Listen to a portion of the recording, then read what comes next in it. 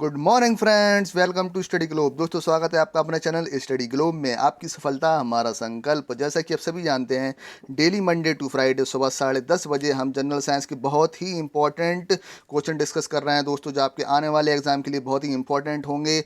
चाहे वो आपका रेलवे का एग्ज़ाम हो, एसएससी का एग्ज़ाम हो, या कोई भी आपका स्टेट एग्ज़ाम हो। ठीक है दोस्तों, आज इस सेशन का है 13वां दिन। जो भी पुराने वीडियोज़ ना देखे हो तो आप लोग चैनल की प्लेलिस्ट में जाकर ज़रूर देखें। उम्मीद है आप लोग की तैयारी साइंस की बहुत अच्छी चल रही होगी। तो आपको 20 में से 17 सही करना ही है। ठीक है। और दोस्तों, एक बात और, सुबह 6:30 बजे रीजनिंग की क्लास चलती है, तो उसको भी आप लोग ज़रूर अटेंड करें। 10:30 बजे जैसे कि आप जानते हैं साइंस की क्लास चली रही है। और रात को 8:30 बजे आपकी जीके, जीएस और करंट अफेयर की भी कुछ एमसीक्यूज चल रहे हैं, तो वो भी आप लोग ज़रूर देखें। ठीक है, चलिए बना देरी करें, आज का सेशन हम शुरू करते हैं। चलिए दोस्तों, बताइए इसका आंसर क्या होगा। पहला क्वेश्चन आपके सामने ये है, किसी जल विद्युत गृह में विद्युत ऊर्जा में परिवर्तित होने वाली ऊर्जा कौन सी है। बताएंगे आप लोग। In a hydro electric house what is the energy that is converted into electrical energy. बताइए, बताएंगे दोस्तों इसका आंसर। जहाँ भी पानी से बिजली बनती है, ठीक है, तो उसमें कौन सी ऊर्जा कन्वर्ट करती है, बताइए जल्दी से। कौन सी ऊर्जा को इलेक्ट्रिक एनर्जी में कन्वर्ट करती है, बताएंगे आप लोग। तो दोस्तों, कौन सी? काइनेटिक एनर्जी, गतिज ऊर्जा दोस्तों किस में कन्वर्ट होती है, आपकी विद्युत ऊर्जा में कन्वर्ट होती है। ठीक है दोस्तों, एक बात और, जो अपना पहला जल विद्युत गृह है दोस्तों, उसका नाम क्या है, जल्दी से बताएंगे आप लोग। क्या है दोस्तों? शिव समुद्रम। ठीक है, याद रखेंगे आप लोग, काफ़ी बार पूछा जाता है। शिव समुद्रम कावेरी नदी पे पहली बनाई गई थी इंडिया में, फर्स्ट 1904 में। ठीक है, ये आप लोग याद रखेंगे। चलिए नेक्स्ट क्वेश्चन पर चलते हैं। और दोस्तों, जिन्होंने भी सेशन को लाइक नहीं किया है तो सेशन को एक बार आप लोग लाइक करेंगे और अपने फ्रेंडों को ज़्यादा से ज़्यादा शेयर करें। चलिए दोस्तों, आंसर करिए इसका। क्वेश्चन 2 आपके सामने।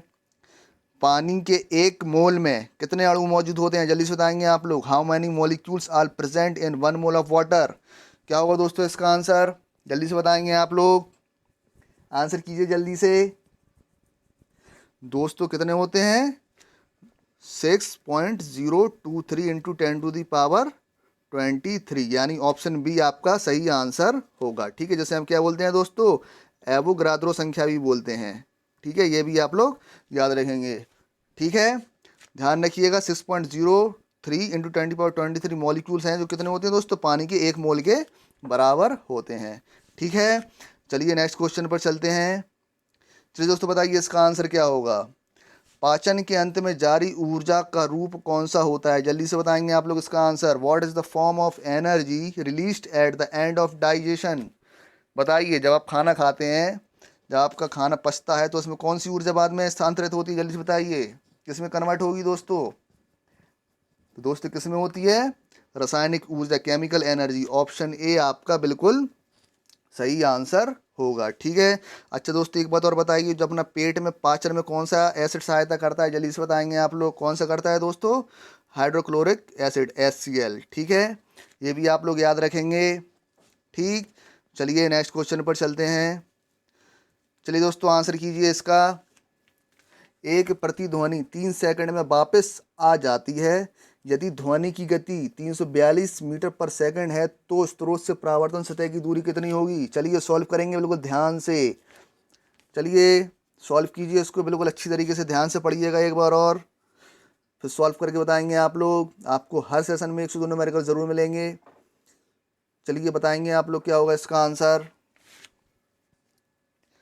जैसा कि आप देख पा रहे हैं, उन्होंने क्या कहा है, ये मान लीजिए आपका स्रोत है, कोई लिसनर है। ठीक है, ये आपकी परावर्तक सतह है दोस्तों।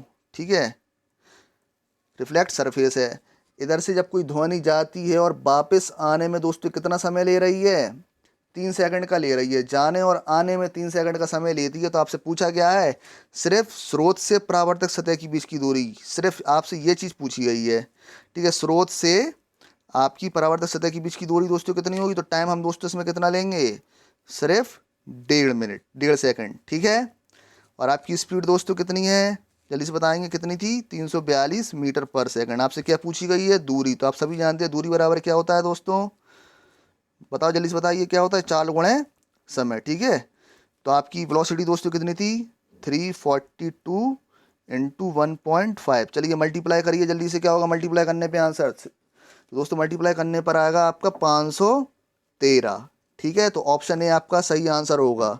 ठीक, ये आपका 2 नहीं, ये आपका 3 है। ठीक है, चलिए उम्मीद है आप लोगों को सेशन अच्छा लग रहा होगा, समझ में आ रहा होगा। चलिए नेक्स्ट क्वेश्चन पर चलते हैं। और आपको कोई भी क्वेश्चन से रिलेटेड डाउट आए तो आप लोग ज़रूर कमेंट सेक्शन में बताएं। चलिए बताइए दोस्तों, इसका आंसर क्या होगा। निम्नलिखित में से कौन सा जानवरों में पाए जाने वाला हार्मोन नहीं है। बताइए, ऐसा कौन सा हार्मोन है जो जानवरों में नहीं पाया जाता है। विच of the following is not a hormone found in animals. बताएंगे आप लोग, कई बार मैं आपको इस तरीके क्वेश्चन करवा चुका हूँ। आंसर कीजिए। तो दोस्तों कौन सा होता है वो हार्मोन। दोस्तों होता है ऑक्सिन। ऑप्शन बी आपका सही आंसर होगा। ठीक है, ये अपने किस में पाया जाता है दोस्तों, प्लांट में पाया जाता है। किस लिए, फसलों को गिरने से बचाता है। कौन सा हार्मोन दोस्तों, ऑक्सिन। ठीक है, तो याद रखेंगे आप लोग, ऑक्सिन जो है जानवरों में नहीं पाया जाता। ठीक है, चलिए नेक्स्ट क्वेश्चन पर चलते हैं। चलिए दोस्तों बताइए इसका आंसर क्या होगा। स्रोत प्रतिरोध आर प्रतिरोधक में एक करंट आई बनाए रखता है। यदि प्रतिरोधक में विभवांतर वी है तो समय टी में व्यय की गई विद्युत ऊर्जा डैश द्वारा दर्शाई जाती है। जल्दी से बताएंगे आप लोग, क्या होगा इसका आंसर। यदि आपके पास प्रतिरोध आर है, धारा आई है और विभवांतर वी है, तो विद्युत ऊर्जा किस में दर्शाई जाएगी। जल्दी से बताएंगे आप लोग। जैसे कि आप सभी जानते हैं, जो विद्युत ऊर्जा या ऊष्मीय ऊर्जा होती है दोस्तों, क्या होती है, किसके बराबर होती है।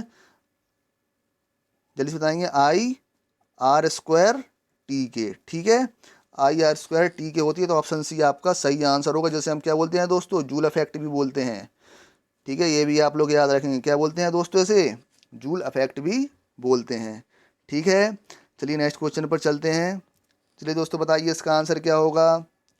एक वस्तु स्थिर स्थिति में आकर होकर 4 मीटर प्रति वर्ग सेकंड के निरंतर से स्थानांतरित होता है तो 8 सेकंड के बाद इसकी गति कितनी होगी। जल्दी से बताएंगे। मान लीजिए कोई वस्तु जब वो स्टार्ट करती है तो उसका जो त्वरण दिया है, कितना दिया है दोस्तों, 4 मीटर प्रति सेकंड स्क्वायर दिया है, और 8 सेकंड बाद उसकी गति कितनी हो जाएगी। बताइए, 8 सेकंड बाद उसका वेग कितना हो जाएगा। जल्दी से बताएंगे आप लोग, सॉल्व करिए, क्या होगा इसका आंसर। जैसा कि आप सभी जानते हो, त्वरण होता है दोस्तों, क्या होता है, वेग में परिवर्तन की दर के बराबर होता है। ठीक, ये आपका दोस्तों क्या होता है, अंतिम वेग, फाइनल वेलोसिटी। ये आपकी क्या होती है, प्रारंभिक वेग, इनिशियल वेलोसिटी। ठीक है, जिसमें आपको एक ही वैल्यू दी रही है, त्वरण दिया है आपको, कितना दिया है, आपको 4 दिया गया है। ठीक है, आपसे अंतिम वेग पूछा गया और प्रारंभिक वेग दोस्तों कितना था, इनिशियल वेलोसिटी कितनी थी दोस्तों, 0 थी। टी आपके पास कितना है, 8। सॉल्व कर लीजिए, वी की वैल्यू क्या आ जाएगी दोस्तों, 32 मीटर पर सेकंड। ठीक है, तो ऑप्शन सी आपका सही आंसर होगा। ठीक है, चलिए नेक्स्ट क्वेश्चन पर चलते हैं। चलिए दोस्तों बताइए इसका आंसर क्या होगा। ऑक्सीजन में कार्बन को जलाने पर, ठीक है ध्यान रखिएगा, ऑक्सीजन में कार्बन को जलाने पर कार्बन डाइऑक्साइड उत्पन्न होती है। ठीक है, समय कौन सी अभिक्रिया घटित होती है। जल्दी से बताएंगे आप लोग। जब ऑक्सीजन में अपन कार्बन को जलाते हैं तो कार्बन डाइऑक्साइड उत्पन्न होती है। इस रिएक्शन को क्या बोलेंगे दोस्तों, जल्दी से बताएंगे दोस्तों, क्या बोलेंगे। तो दोस्तों बोलते हैं उसे दहन अभिक्रिया। ठीक है, कंबशन रिएक्शन। ऑप्शन सी आपका बिल्कुल सही आंसर होगा। ठीक है, चलिए नेक्स्ट क्वेश्चन पर चलते हैं। चलिए दोस्तों आंसर कीजिए, इसका क्या होगा। निम्नलिखित में से कौन सा वनस्पति तेल के हाइड्रोजनीकरण में उत्प्रेरक के रूप में उपयोग किया जाता है। जल्दी से बताएंगे आप लोग। Which of the following is used as a catalyst in hydrogenation of vegetable oil. ये आपका बहुत बार एग्जाम में आ चुका है, कई बार, इसलिए आपका मोस्ट इंपॉर्टेंट क्वेश्चन है। जल्दी से बताएंगे आप लोग, क्या होगा, जल्दी से बताइए इसका आंसर। तो दोस्तों क्या यूज़ करते हैं, निकेल। ध्यान रखिएगा, ऑप्शन सी आपका सही आंसर होगा। वनस्पति तेल के हाइड्रोनीकरण के उत्प्रेरक में दोस्तों क्या उपयोग किया जाता है, निकेल। ठीक है, इसका दोस्तों एटॉमिक नंबर, परमाणु क्रमांक कितना होता है। जल्दी से बताएंगे आप लोग, कितना होगा, 28। ठीक है, और दोस्तों परमाणु भार कितना होता है, एटॉमिक मास कितना होता है दोस्तों इसका, 58। ठीक है, ये आपका डी ब्लॉक का एलिमेंट है, डी ब्लॉक का तत्व है, याद रखेंगे आप लोग। ठीक है, चलिए नेक्स्ट क्वेश्चन पर चलते हैं। चलिए दोस्तों बताइए, आंसर कीजिए, इसका क्या होगा।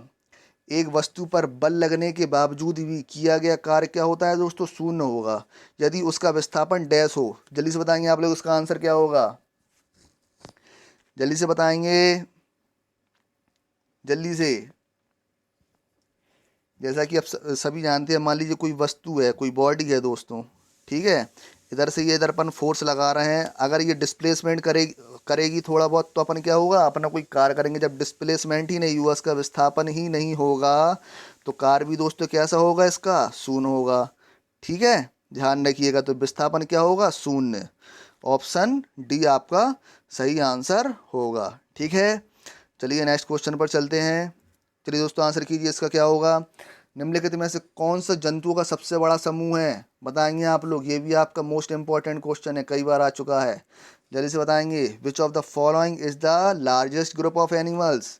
बताएंगे कौन सा है जंतुओं का सबसे बड़ा समूह। तो दोस्तों कौन सा है, आर्थ्रोपोडा। ऑप्शन सी आपका सही आंसर होगा। जो आर्थ्रोपोडा है दोस्तों, जंतुओं का सबसे बड़ा क्या है, समूह है। ठीक है, चलिए नेक्स्ट क्वेश्चन पर चलते हैं। चलिए दोस्तों बताइए इसका आंसर क्या होगा। लगातार या एकाधिक डैश के कारण प्रतिध्वनियों को एक से अधिक बार सुना जा सकता है। जल्दी से बताएंगे आप लोग, प्रतिध्वनि अपन कैसे सुनेंगे, किसकी वजह से सुनेंगे दोस्तों, किसकी वजह से, रिफ्लेक्शन, परावर्तन की वजह से। ठीक है, जब साउंड आपका ऐसा आएगा तो आपका सरफेस से टकरा कर वापस आएगा। ठीक है, तो किस वजह से, परावर्तन, रिफ्लेक्शन। तो ऑप्शन बी आपका सही आंसर होगा। ठीक है, जैसे कि आप सभी जानते हैं, जो हमें प्रतिध्वनि सुनाई देती है, इको सुनाई देती है दोस्तों, कितने कान में कितनी देर तक रहती है दोस्तों, 1/10 सेकंड तक या 0.1 सेकंड तक। ठीक है, और दोस्तों लिसनर और जो अपनी रिफ्लेक्टिव सरफेस है उसके बीच में डिस्टेंस कितना होना चाहिए मिनिमम, जल्दी से बताएंगे आप, कितना होना चाहिए, 17 मीटर। ठीक है, जो अपना श्रोता है और परावर्तित सतह की भी 17 मीटर की दूरी होना चाहिए, तभी अपन को प्रतिध्वनि सुनाई देगी। ठीक है, याद रखिएगा आप लोग। चलिए नेक्स्ट क्वेश्चन पर चलते हैं। चलिए बताइए दोस्तों इसका आंसर क्या होगा। यदि V/I का मान एक नियतांक है तो इसे क्या कहा जाता है, बताएंगे आप लोग। इजी है, जल्दी से बताइए इसका आंसर क्या होगा। If the value of V/I is a constant what is it called. क्या होगा दोस्तों इसका आंसर। जैसा कि आप सभी जानते हैं, ओम के नियम के अनुसार दोस्तों क्या होता है, V=IR। ठीक, तो V/I दोस्तों किसके बराबर हो जाएगा, आर के, प्रतिरोध के। तो ऑप्शन डी आपका क्या होगा, सही आंसर होगा। ठीक है, ध्यान रखिएगा। ठीक, और दोस्तों विभवांतर की ऐसा यूनिट बताएंगे आप लोग, कितनी होती है, क्या होती है दोस्तों, वोल्ट होती है। ठीक है, तो धारा की दोस्तों क्या होती है, जल्दी से बताएंगे आप लोग, क्या होती है दोस्तों, एम्पियर होती है। ठीक है, और कूलम दोस्तों किसकी होती है, आवेश की। ठीक है, याद रखेंगे आप लोग, चार्ज की यूनिट होती है कूलम। ठीक, चलिए नेक्स्ट क्वेश्चन पर चलते हैं। चलिए दोस्तों बताइए इसका आंसर क्या होगा। मैग्नीशियम रिबन को जलाने से सफ़ेद राख उत्पन्न होती है, जिसे डैश बनाने के लिए पानी में घोला जाता है। जल्दी से बताएंगे आप लोग, क्या होगा। जब मैग्नीशियम रिबन को जलाते हैं तो सफ़ेद राख उत्पन्न होती है, जिसे डैश बनाने के लिए पानी में घोला जाता है। क्या बनाने के लिए पानी में घोला जाता है, जल्दी से बताएंगे आप लोग, सफ़ेद राख को दोस्तों, मैग्नीशियम हाइड्रोक्साइड बनाने के लिए। तो ऑप्शन सी आपका क्या होगा, सही आंसर होगा, जो कि आपका एक क्या है, क्षार है, बेस है। ये भी आप लोग याद रखेंगे। ठीक है, इसका यूज़ दोस्तों कहाँ करते हैं, सरा से चीनी को अलग करने के लिए भी इसका प्रयोग किया जाता है। ठीक है, सरा से क्या करने के लिए, चीनी को अलग करने के लिए इसका प्रयोग किया जाता है। ठीक है, याद रखिएगा आप लोग ये भी। ठीक, चलिए नेक्स्ट क्वेश्चन पर चलते हैं। चलिए दोस्तों बताइए इसका आंसर क्या होगा। इनमें से कौन सा एक रासायनिक परिवर्तन है, बताइए। विच of the following is a chemical change. कौन सा है, आप लोग आंसर करेंगे, कौन सा एक रासायनिक परिवर्तन है। जैसे कि आप सभी जानते हैं, रासायनिक परिवर्तन क्या होता है। ठीक है, जब कोई भी चीज़ अपनी पुनः स्थिति में वापस ना आ पाए, जैसे दूध अगर फट गया है तो उसे अपन वापस दूध नहीं बना सकते। ठीक है, तो इस प्रकार के परिवर्तन क्या कहलाते हैं, रासायनिक परिवर्तन। ठीक है, और भौतिक परिवर्तन आप जानते ही हैं, कोई ऐसी चीज़ जिसको अपन उसकी पुरानी स्थिति में वापस ले आए, जैसे बर्फ़। ठीक है, बर्फ़ को अपन पानी बना सकते हैं और पानी को बर्फ़ बना सकते हैं। ठीक है, ये क्या कहलाता है, ऐसा परिवर्तन, भौतिक परिवर्तन। तो क्या होगा दोस्तों, बताइए इनमें से कौन सा एक रासायनिक परिवर्तन है। तो ऑप्शन ए आपका सही होगा। ठीक, बटर टर्निंग। ठीक है, रेन एसिड, मक्खन का खट्टा होना, ये आपका सही आंसर होगा इसका। ये क्या है, रासायनिक परिवर्तन है। ठीक है, चलिए नेक्स्ट क्वेश्चन पर चलते हैं। चलिए दोस्तों बताएंगे इसका आंसर क्या होगा। अधातुओं में आमतौर पर सबसे बाहरी सतह में डैश इलेक्ट्रॉन होते हैं। जल्दी से बताएंगे आप लोग, ध्यान से एक बार पढ़िए क्वेश्चन फिर आंसर कीजिएगा। Non metal usually have dash electrons in the outermost shell. यह आपका ग्रुप डी 2018 का क्वेश्चन है। बिल्कुल ध्यान से करेंगे आप लोग। क्या होगा इसका आंसर बताएंगे। अधातुओं की आउटर मोस्ट सेल में ज़्यादा से ज़्यादा कौन से इलेक्ट्रॉन हो सकते हैं आप लोग बताएंगे। जैसे कि आपको मालूम है फास्फोरस का दोस्तों कितना होता है एटॉमिक नंबर 15 होता है। ठीक है, सल्फर का दोस्तों कितना होता है 16 होता है, क्लोरीन का 17, आर्गन का 18। ठीक है, इसके आउटर मोस्ट सेल में दोस्तों कितने इलेक्ट्रॉन आएंगे 5 आएंगे। ठीक, सल्फर के आउटर मोस्ट सेल में दोस्तों कितने इलेक्ट्रॉन आएंगे 6 आएंगे। क्लोरीन के आउटर मोस्ट सेल में दोस्तों कितने इलेक्ट्रॉन आएंगे जल्दी से बताएंगे आप लोग कितने आएंगे 7 आएंगे। और आर्गन के दोस्तों आउटर मोस्ट सेल में कितने आएंगे 8 आएंगे। तो आपका आंसर कौन सा होगा ऑप्शन बी आपका सही आंसर होगा 5, 6, 7, 8। ठीक है, याद रखिएगा। चलिए नेक्स्ट क्वेश्चन पर चलते हैं। चलिए दोस्तों बताइए इसका आंसर क्या होगा। परमाणु की त्रिज्या का प्रयोग किसे मापने के लिए किया जाता है बताएंगे आप लोग। What is the radius of an atom use to measure. जल्दी से बताइए किसको मापने के लिए प्रयोग किया जाता है परमाणु की त्रिज्या का।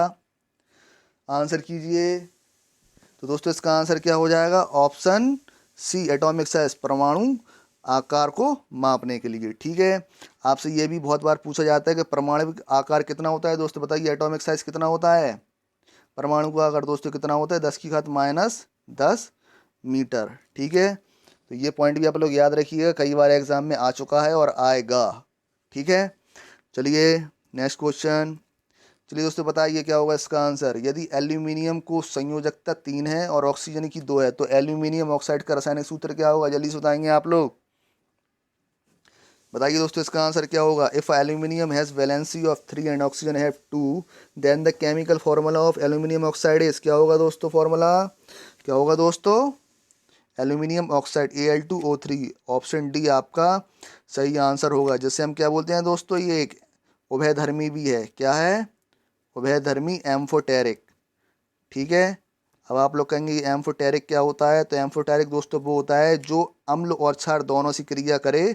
ठीक है, एसिड और बेस से दोनों से रिएक्शन करो उसे क्या बोलते हैं दोस्तों उभयधर्मी। ठीक है, उभयधर्मी दोस्तों एलिमेंट कौन कौन से हैं। एक तो एल्यूमिनियम है आपका, एक जिंक है और एक क्या है लेड है। ठीक है, तो आप लोग ये भी पॉइंट याद रखेंगे। ठीक है, चलिए नेक्स्ट क्वेश्चन पर चलते हैं। चलिए दोस्तों बताइए इसका आंसर क्या होगा। निम्नलिखित में से किसकी कोई इकाई नहीं है बताइए। इनमें से किसकी यूनिट है ही नहीं जल्दी से बताएंगे आप लोग। Which of the following has no unit.